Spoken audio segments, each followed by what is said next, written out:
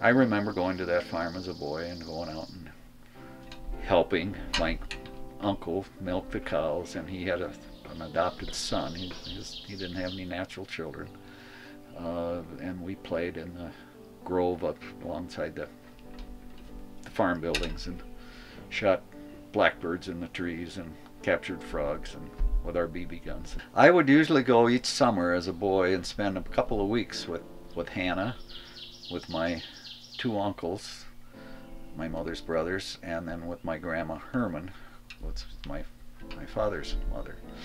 And so I did get kind of passed around, and then I thought I was working on the farm, you know.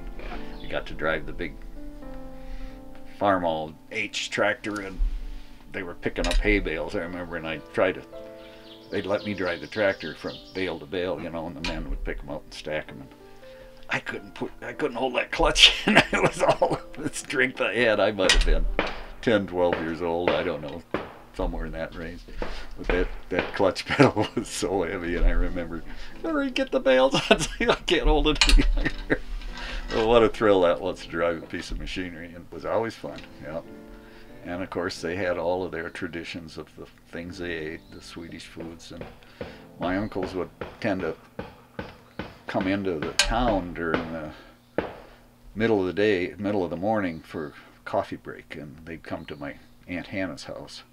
This was probably on weekends or something, but I remember them all sitting around. They'd boil a big pot of coffee, you know, the old boil type coffee on the wood cook stove that was in the kitchen, and they'd pour coffee, and then my uncle had a habit of pouring his coffee into the saucer.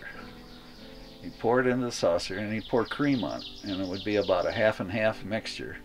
Then he'd eat it with a knife, with a table knife. He'd dip the knife and lick the coffee off his knife. That's the way he ate it. So that was just kind of a funny memory.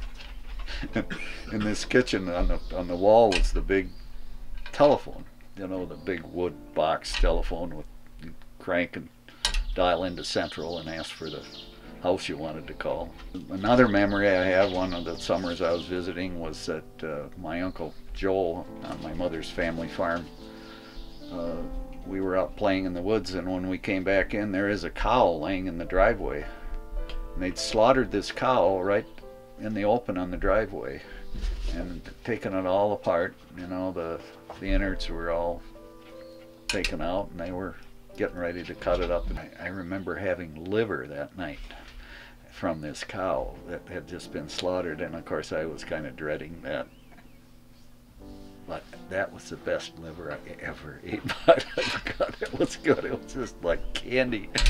It was fresh liver. I've loved liver ever since.